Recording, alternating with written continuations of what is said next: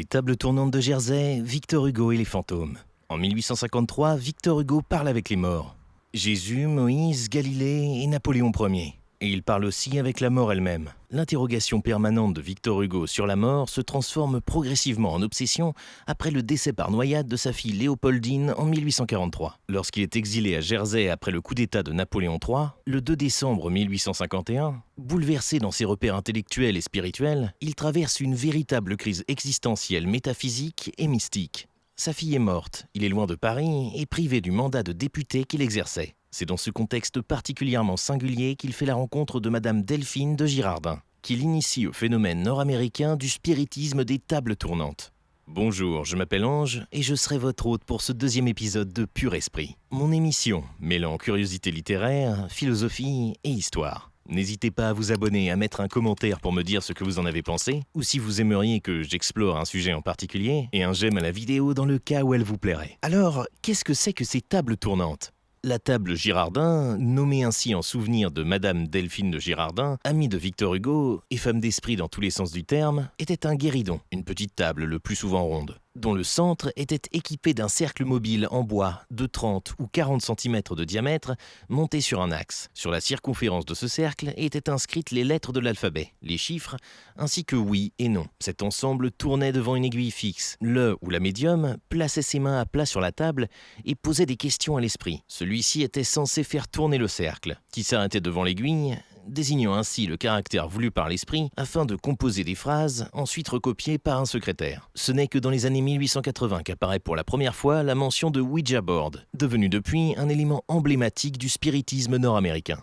C'est le même concept, mais c'est plus facile à transporter qu'une table entière. Quand on lit ce que Gustave Simon écrit sur le sujet, il est difficile de ne pas éprouver une certaine tristesse devant ces commentateurs qui veulent à tout prix trouver des arguments rationnels et vérifiables en faveur d'événements censés précisément repousser les limites de l'ordinaire. Sans cette volonté de donner une consistance rationnelle au phénomène, il n'y aurait peut-être, au fond, pas grand-chose à commenter. Il y voit volontiers plus de vraisemblance dans la participation des esprits que dans la participation des humains attablés. Je n'ai aucune difficulté à supposer l'invérifiable. En revanche, j'en ai beaucoup avec les sophismes, les appels à l'émotion et les arguments fantômes. Exiger que l'on prouve l'invérifiable est un écrasement qui brise à coup sûr ce qu'il pourrait y avoir de fragile et d'intéressant dans le phénomène. Et il n'y a, du côté de la position opposée, rien de beaucoup plus fécond à trouver chez les sceptiques des tables tournantes, comme Auguste Vacquerie. Qu'aurait-on réellement de substantiel à apprendre en abordant un tel phénomène sous le seul angle de l'incrédulité ? Le débat sur la réalité objective des communications importe finalement moins que le fait historique incontestable. Victor Hugo y croit. Et cette croyance produit une œuvre, une pensée et une transformation intérieure. Voici la note d'Auguste Vacquerie préalablement à la première séance. Quand on parlait des tables tournantes, nous doutions. Nous avions essayé de les faire tourner, mais sans succès certain.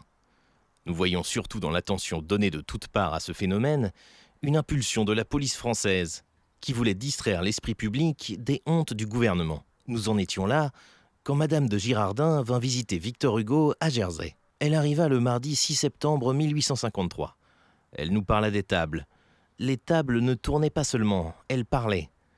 On convenait avec elle que les coups qu'elle frapperait seraient les lettres de l'alphabet et qu'on écrirait la lettre à laquelle elle s'arrêterait. On obtenait ainsi, lettre à lettre et mot à mot, des phrases et des pages entières. Nous vîmes là un paradoxe de ce charmant esprit, tellement que, le mercredi, pendant qu'elle essayait de faire parler une table avec Victor Hugo dans la salle à manger, nous restâmes dans le salon. La table ne parla pas. Madame de Girardin dit que c'était parce que la table était carrée, qu'il en faudrait une ronde. Nous n'en avions pas.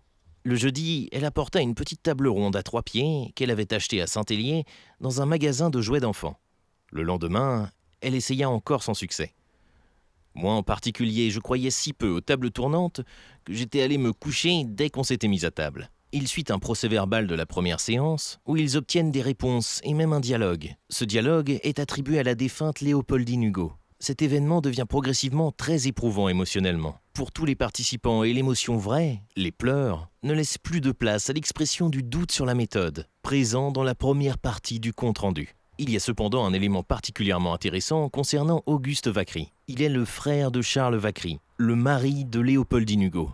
Et tous deux périrent ensemble dans le naufrage de leur barque. Il est, à sa manière, l'une des incarnations vivantes du traumatisme fondateur. Plus encore que la nature exacte de son scepticisme, c'est cette opposition qui frappe. Celui qui refuse de croire aux esprits est précisément celui qui a perdu. Comme Hugo, un être qu'il aurait aimé retrouver. Le décès de Léopoldine marque un ralentissement brutal dans la production littéraire de Victor Hugo, au profit, dans une certaine mesure, de son activité politique. Ce n'est véritablement qu'au cours de l'exil qu'il retrouve un élan créateur. Le 4 octobre 1847, Victor Hugo écrit le poème sans titre que l'on désigne par son incipit, « Demain dès l'aube », et qui paraîtra en 1856 dans le recueil « Les Contemplations ». Le 4e livre des Contemplations est entièrement dédié à sa fille. D'abord son enfance, puis le choc de sa mort, et enfin la consolation religieuse. 10 ans après sa disparition, Hugo ne l'a toujours pas acceptée, et l'on peut supposer qu'il ne l'acceptera jamais véritablement. Voici ce court poème. Demain, dès l'aube, à l'heure où blanchit la campagne, je partirai. Vois-tu, je sais que tu m'attends. J'irai par la forêt, j'irai par la montagne. Je ne puis demeurer loin de toi plus longtemps. Je marcherai les yeux fixés sur mes pensées, sans rien voir au dehors, sans entendre aucun bruit, seul, inconnu, le dos courbé, les mains croisées, triste, et le jour pour moi sera comme la nuit. Je ne regarderai ni l'or du soir qui tombe, ni les voiles, au loin, descendant vers Harfleur, et quand j'arriverai, je mettrai sur ta tombe un bouquet de houx verts et de bruyères en fleurs. N'est-ce pas, au fond, le véritable sujet de ces réunions ?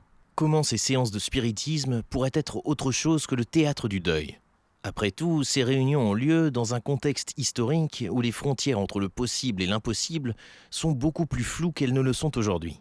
C'est une époque où le magnétisme fascine les foules, où certains pensent pouvoir guérir par des fluides invisibles, et où l'hypnose est encore perçue par certains comme un phénomène mystérieux aux portes du surnaturel.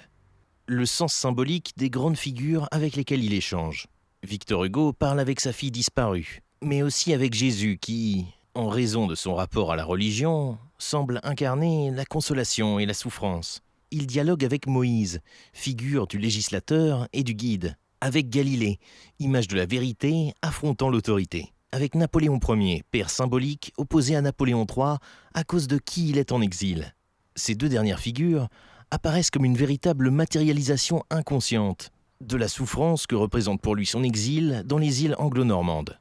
Enfin vient la mort, cette ultime frontière, après toutes celles qu'il lui était déjà difficile de franchir sans se perdre. Ces figures composent la cosmologie de son triple deuil, celui de sa fille, celui de sa patrie et celui de son œuvre. L'exil devient alors moins une parenthèse qu'un laboratoire spirituel et littéraire. Privé d'une place dans le monde politique, Hugo se reconstruit une mission nouvelle, celle d'un écrivain qui prétend désormais parler au nom de l'humanité tout entière. Le deuil n'est pas effacé, mais dépassé, transfiguré.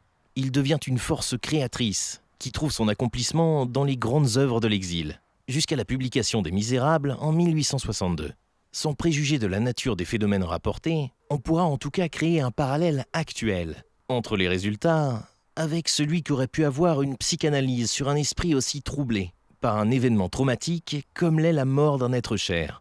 Ces séances de spiritisme semblent occuper un espace encore vide dans le fonctionnement des sociétés, celui de la résolution des problèmes psychologiques, et parvenir au but souhaité, la réconciliation intérieure.